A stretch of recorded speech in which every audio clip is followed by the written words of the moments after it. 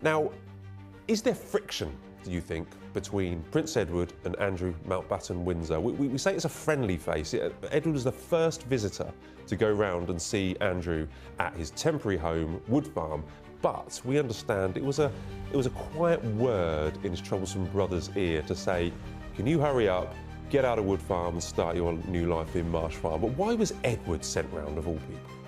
Well, I think he was sent round because he wanted to use Woodfarm along with Sophie for their Easter break, and so I think whoever it was that said, look, you know, go and have a quiet word. And of course, needless to say, Andrew, being the Andrew that he is, has decided to snub him as well. I mean, he makes no friends, not even in his own family does he make friends. Prince Andrew watch. There's been some reporting of his old lodge on the Windsor estate. He's got everything out of there. It's empty for the next resident. That's right, Chris. We know that he was booted out of there by his brother earlier this year, and it's now just a vacant big house that no one lives in. So I'm sure there'll be people lining up in the royal family wanting to live there, but he's also moved from Woodfarm to Marsh Farm at Sandringham Estate. But we've seen very little of him, bar a few photos at Sandringham Estate, because we know he remains under police investigation.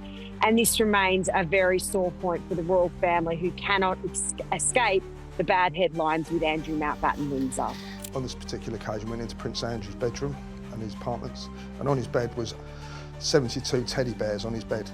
My inspector showed me a laminated card which is in the side drawer of one of the bedroom cabinets of a picture of these teddy bears, all in situ. And he said the reason for that picture is that the maids have to put them back exactly like it's in that picture.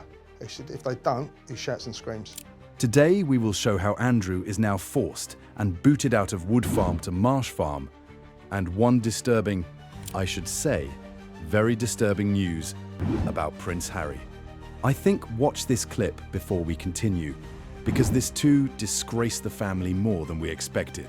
Let's go to the royal family now. Harry and Meghan were snapped at a Netflix event in California over the weekend. The couple are under renewed pressure, Kinsey, with Harry being sued by his former charity, sent to Bali for slander. This is 1 year after he resigned as its patron amid a battle with the charity's chairwoman. Kinsey, what more can you tell me about this lawsuit?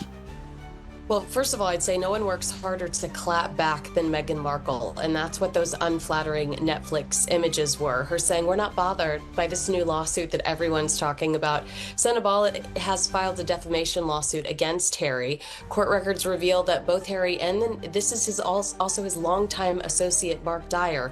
They're facing claims of libel and slander. If the case goes to court, Rita, it could be the first time Harry's version of events are officially challenged ever, or he's held accountable for airing his grievances publicly. So I think it's something for us to all, really stay focused on.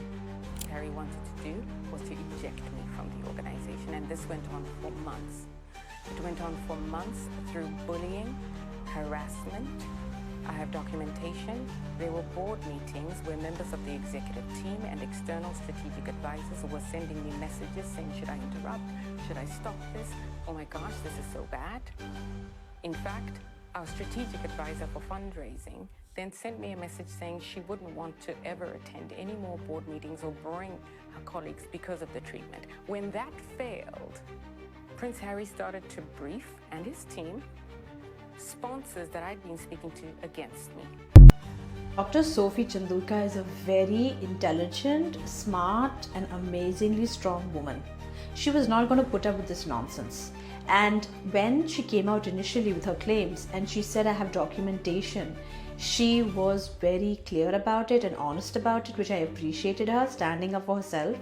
And the fact that we know the history with the Sussex bots, because if you notice, there was also articles going around that the squaddies were going after her, and she literally left social media because of them.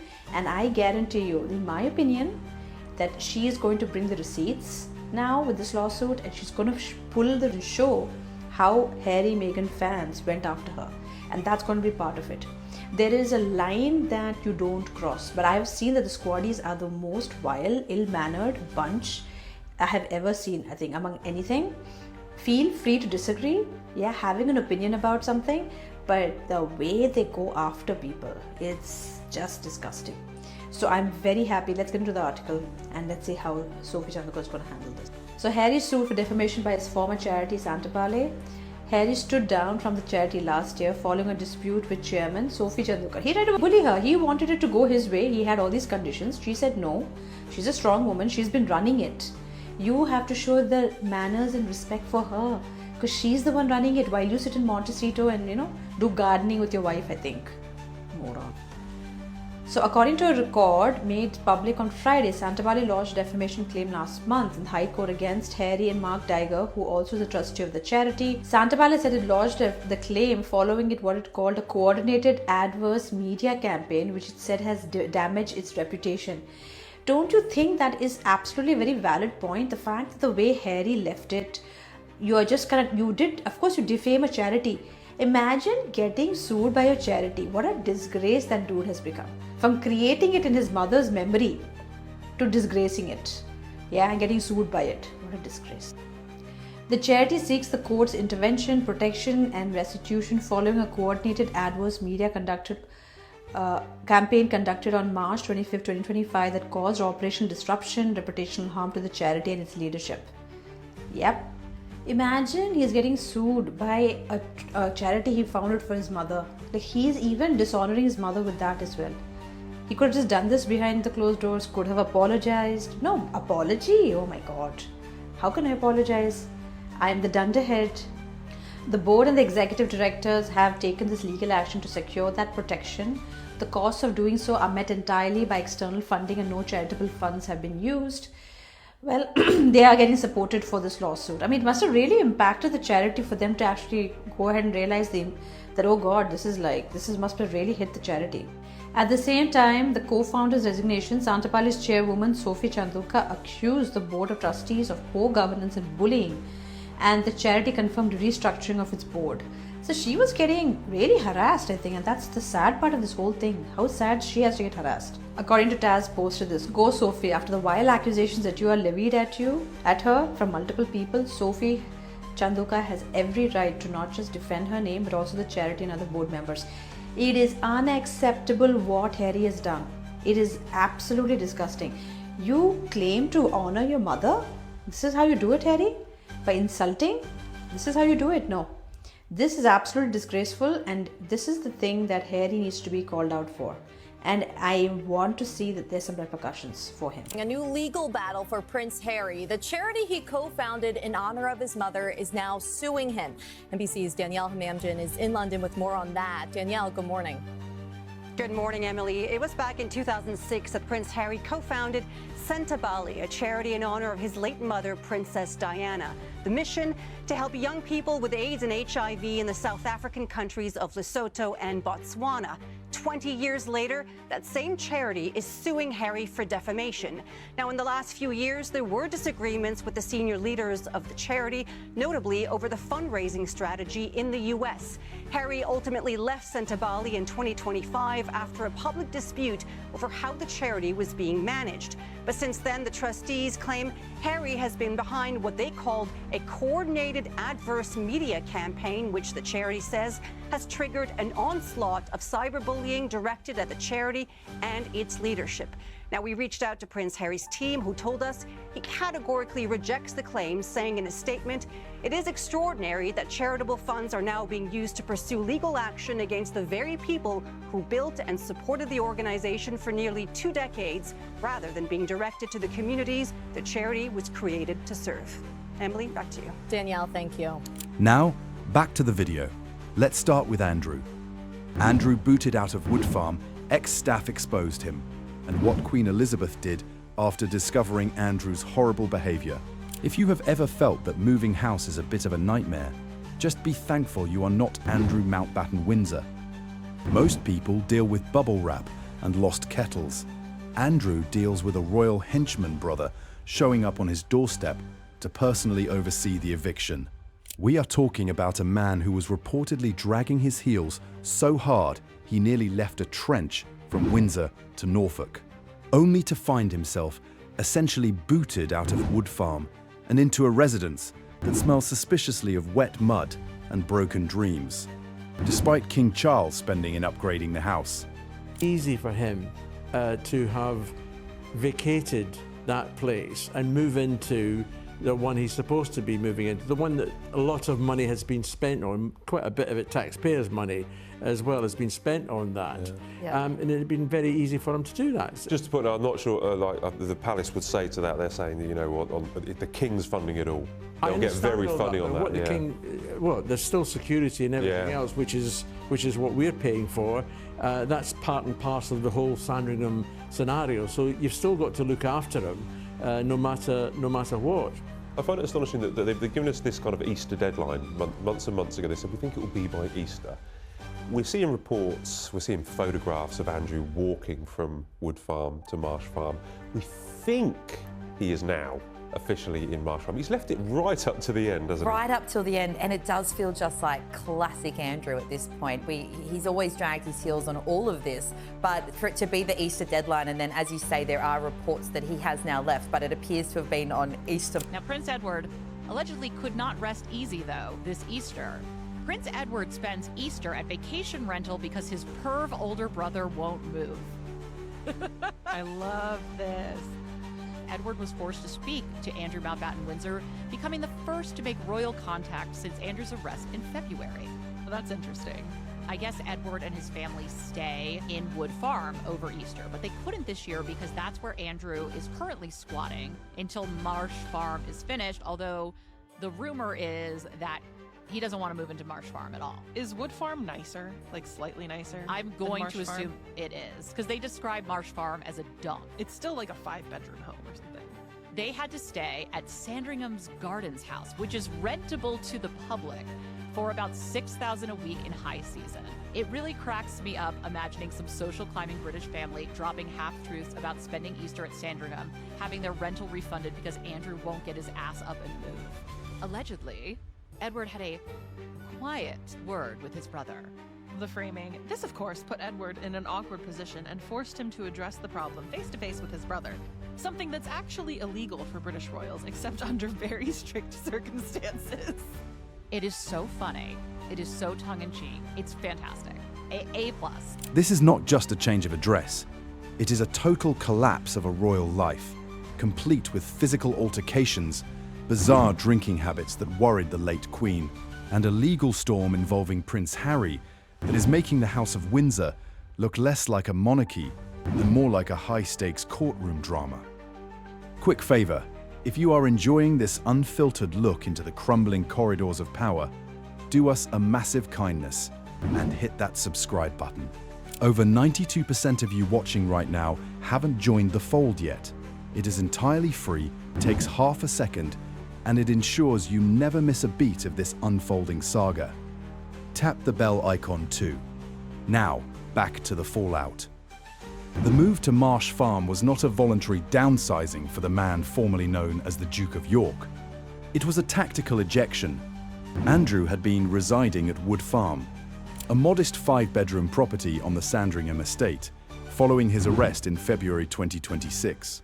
Yes, for those who missed the headlines, the 66-year-old was hauled in on his birthday on suspicion of misconduct in public office. But as Easter approached, Andrew reportedly became a bit of a squatter. He was dragging his heels about moving to his permanent home, Marsh Farm, which caused a massive headache for Prince Edward and Sophie, who usually use Woodfarm as their holiday let. But have you wondered how Prince William, the future king, genuinely feels about this? Do we know how Prince William, the future king, feels about this?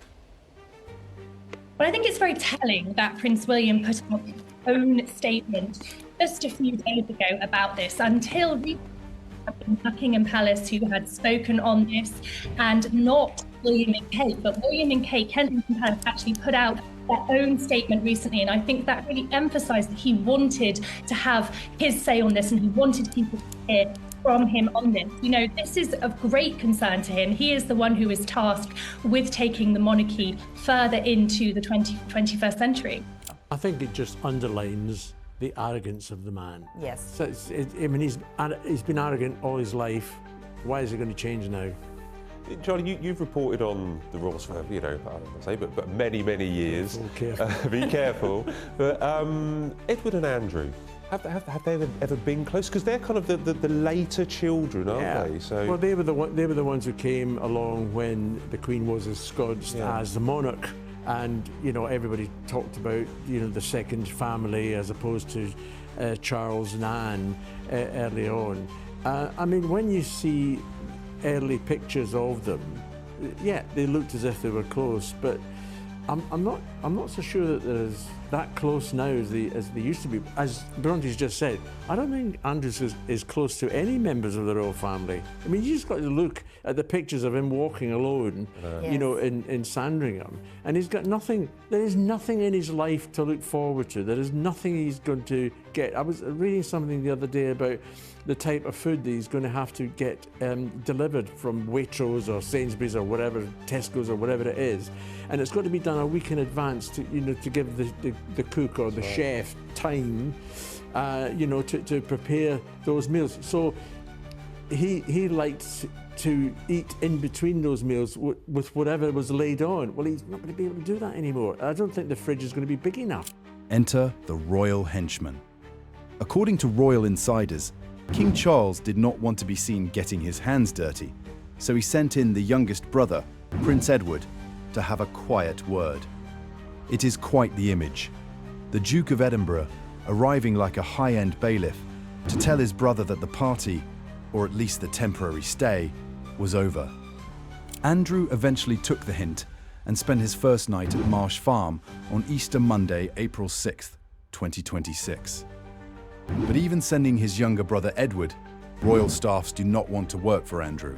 Another major public figure that's facing a crisis that threatens to engulf the whole project. It's not the government, it's the monarchy and Andrew Mountbatten Windsor.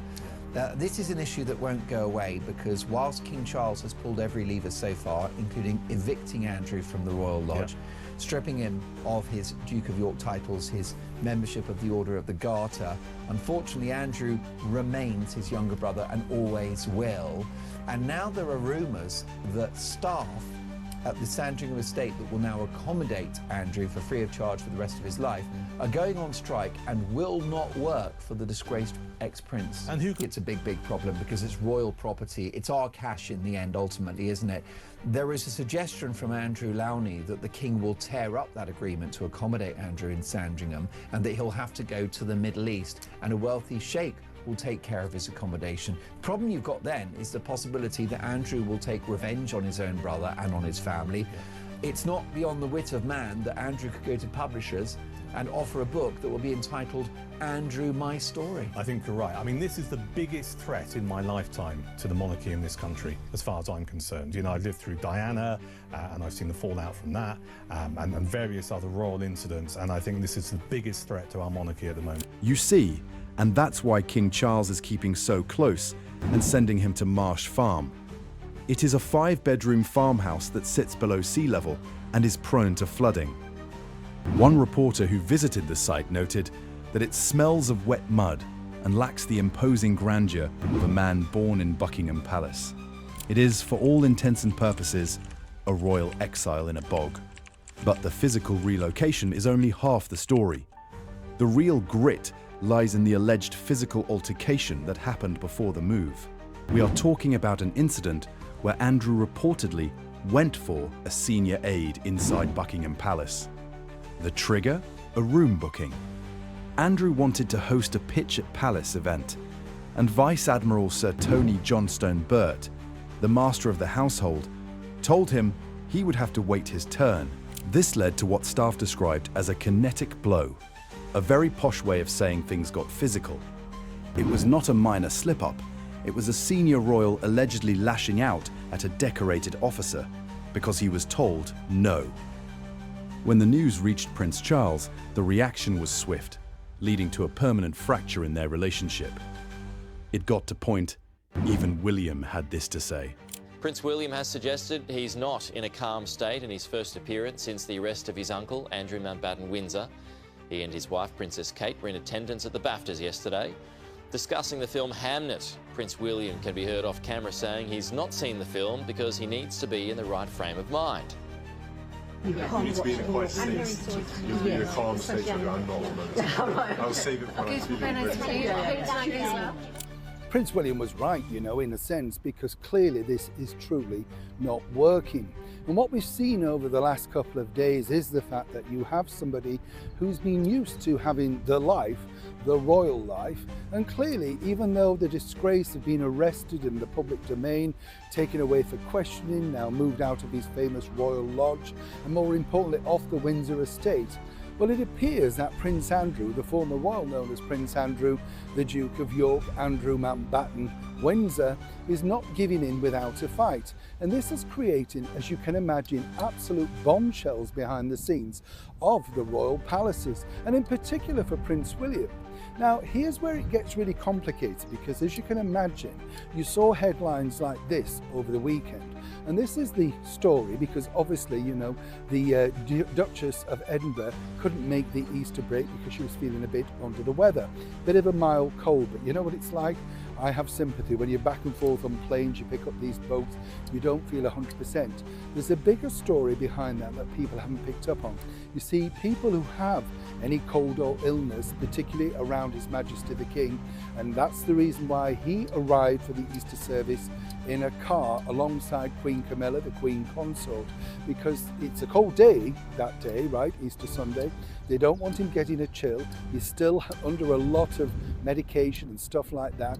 So obviously having somebody like the Duchess of Edinburgh, Sophie, around the King, it's difficult, isn't it? For anybody going through that, you know what I mean. You live in fear of picking up another illness, another bug, all of that sort of stuff. So the idea really was for her to stay away so that obviously less germs going around. You get the picture. You see, the headline goes that Andrew wanted to stay where he was, of course, because he wasn't ready to move out. His new abode wasn't ready and up to his exacting standards. Now, this is the problem, truly, that Prince William has. And it turns out this explosive temper was something that haunted the late Queen Elizabeth for decades, long before the Epstein files hit the fan. We didn't quite know whether it was a punch or it was much more than a push. Anyway, it was described to me as a kinetic blow. Prince Andrew hit the Vice Admiral. She went back to London and cancelled all her engagements and she just took to her bed, and it was completely unlike her. The palace put out a statement saying that she was suffering from what they called summer flu, but as I was told by someone very senior, it was nervous exhaustion. She was nervous about going. It wasn't because she didn't care, it's because she was worried that she was literally... A new royal book by Robert Hardman reveals that the late Queen was perpetually worried about Andrew's childlike tendencies. For instance, Andrew has a bizarre habit of never touching a drop of alcohol, not because of a moral stance, but because he tasted it once as a teenager and didn't like it. He only drinks room temperature water. While that might sound harmless, the Queen reportedly saw it as a sign of a 7-year-old who never grew up. She allegedly once remarked, "Oh, I am sure he did it," after hearing a complaint about his behavior, adding, "That is the sort of thing he does." She knew her favorite son was straightforward, but also dangerously vulnerable to bad influences. The Queen was the ultimate trophy. And so he was hoping that he would, it gave him credibility. He was just a boy from Brooklyn, and to be able to have pictures of him at Balmoral, pictures of him with Andrew, gave him a kudos with other people. He traded information, he traded blackmail material. It was all part of a huge ecosystem. He traded information with intelligence services.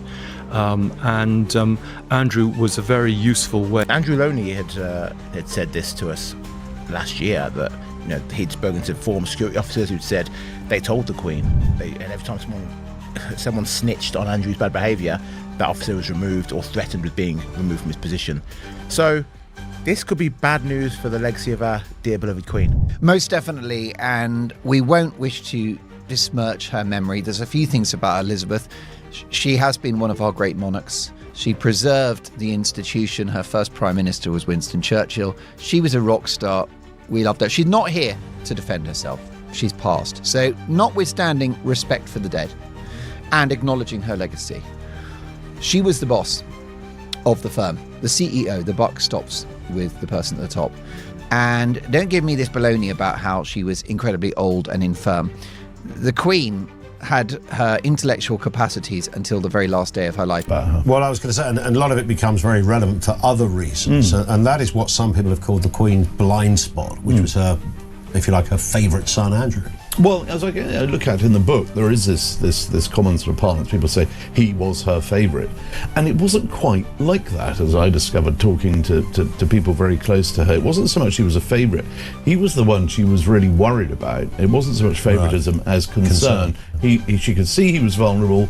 He was a pretty lost soul. He came out of the Navy in 2001. She and her staff tried to get the Navy to keep him on in some capacity, and they'd finally run out of road and said, look, there really is nothing for him to do. And that is when the Tony Blair government in 2001, nudged by a certain Peter Mandelson, said, let's make him a trade envoy. And that's when I think really the sort of trouble started. And he was given a pretty long leash and would go off on these fairly dubious trade missions. And people were reluctant to sort of rein him in and tell him what to do, because I think people thought that he's the Queen's son, and Did she feel sorry for her own son?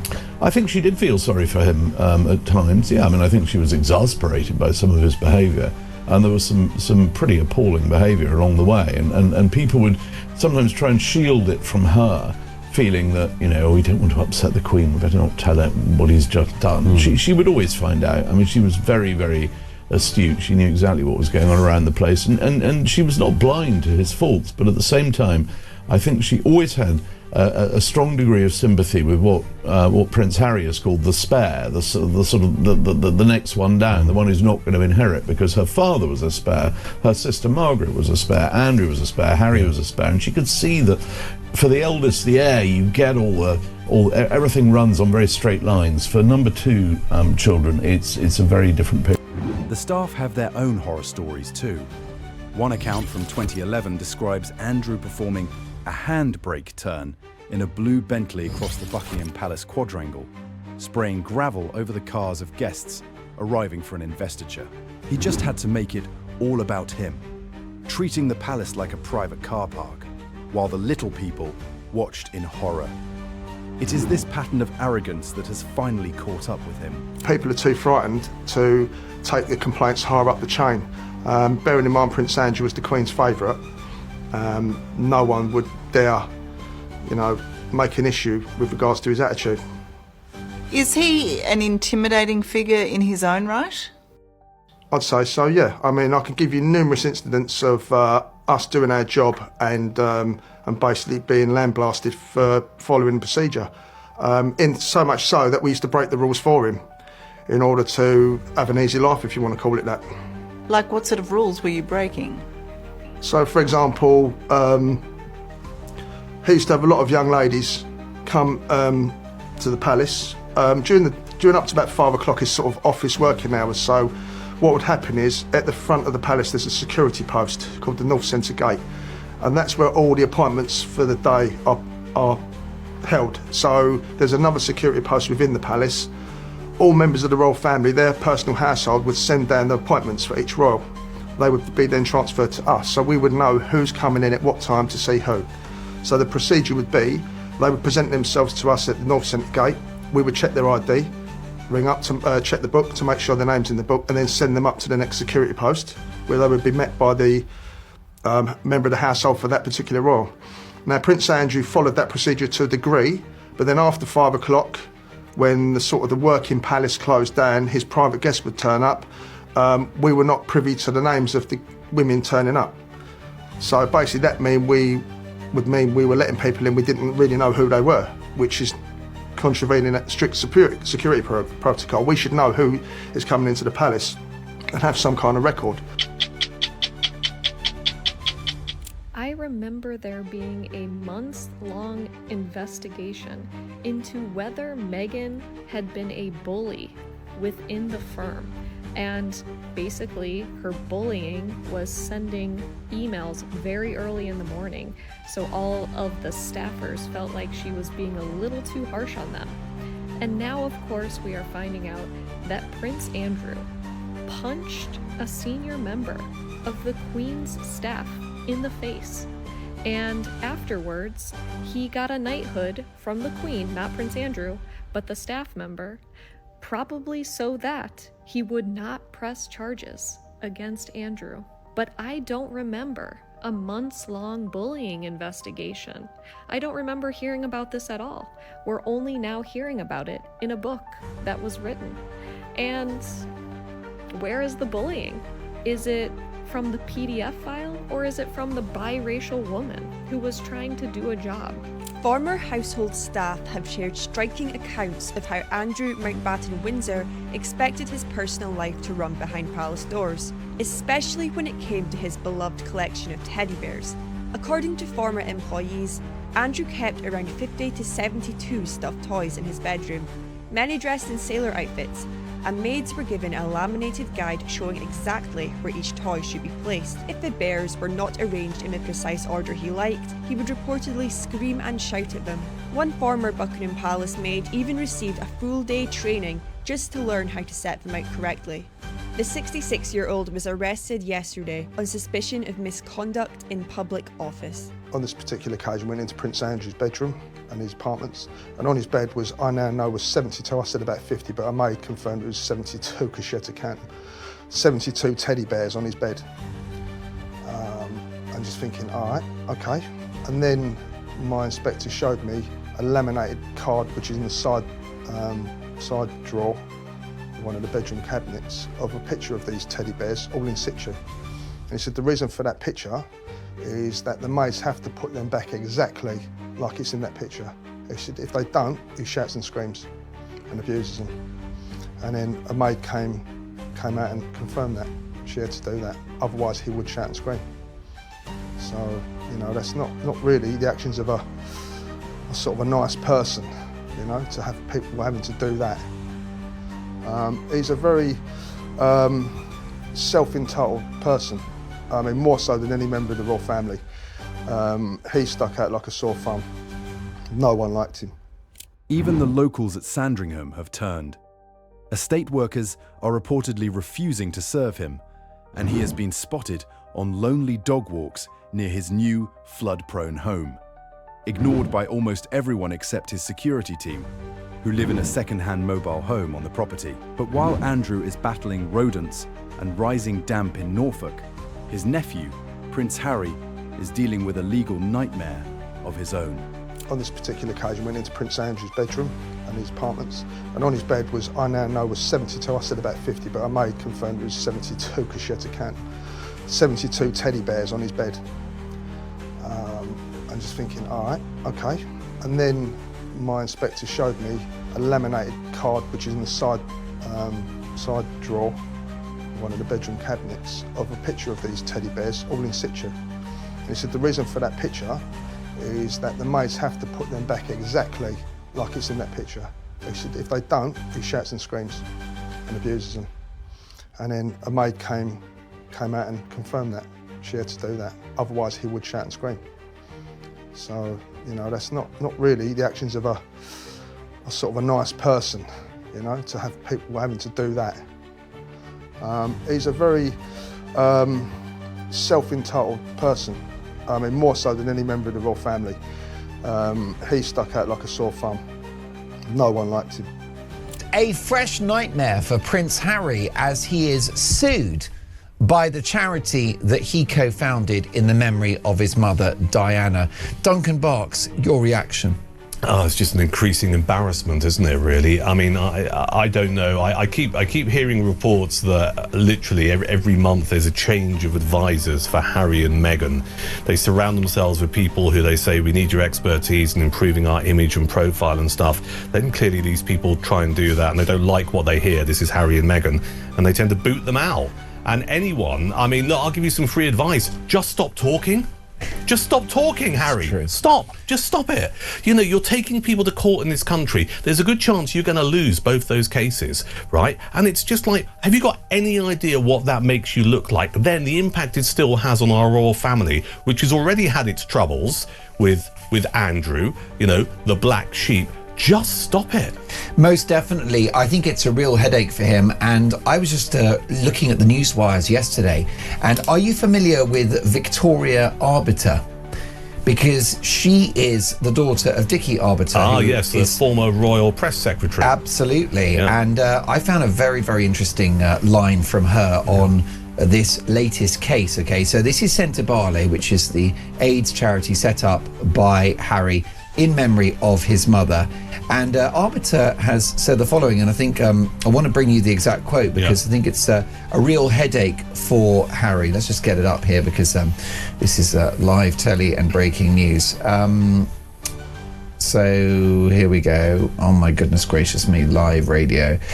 Essentially, the flavour of what she said is that actually this appears to have legs as a case because Sentebale have independent funding. So this court case, this libel action against Harry is not being funded through charitable donations. There is a benefactor that is paying for this.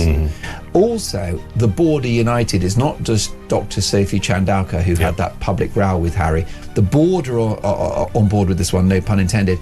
And they have a case because they wouldn't want to go into this risking losing. In a twist no one saw coming, the charity Harry co-founded, Sentebale, is suing him for defamation. The claim, filed in late March 2026, alleges that Harry and a former trustee, Mark Dyer, orchestrated an adverse media campaign that caused reputational harm to the charity's leadership. Harry left the charity in 2025 after a bitter boardroom dispute with the chair, Sophie Chandauka, reportedly over how financial problems were being managed. But speaking a bit on the Netflix deal because this is destroying their finances, especially Meghan. I think it's going to be a really tough year for Harry, and his only hope is to rebuild that relationship with Charles. But didn't they just get a new deal with Netflix? They got another few million coming from them. No, you've been swallowing the propaganda, JJ. You've been got at. Do you know what you've got? And I'm really worried about you. You've got a brand new illness, which is called the Meghan mind virus. MMV. I have been feeling rather hot today. I think that the reason why they've got this first look deal is so that Netflix can keep a relationship going with Meghan Markle post-divorce. Because Meghan Markle... Post-divorce? You think they're going to get divorced? That might seem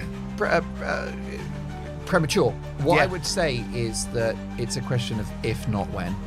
If you look at Meghan's modus operandi throughout her whole life, she dispenses with people when they cease to be of use. This is how Meghan rolls. And I think, and I say it with no pleasure whatsoever, that Harry will be next. Now, the timeline is the one that we can debate. But if you look at Meghan's track record, and if you look at the pressures on their marriage, the finances that I've mentioned, the fact also that Meghan has pretty much got what she needs from Harry now. She's got the 2 kids, she's got the house in Montecito, she's got the social media footprint, she's got the fame.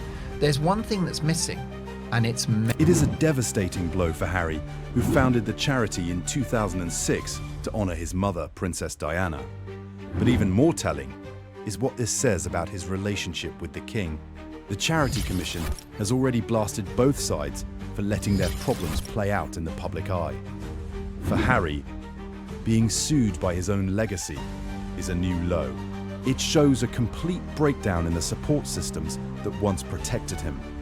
King Charles and Prince William are reportedly keeping their distance from both Andrew and Harry, though for very different reasons.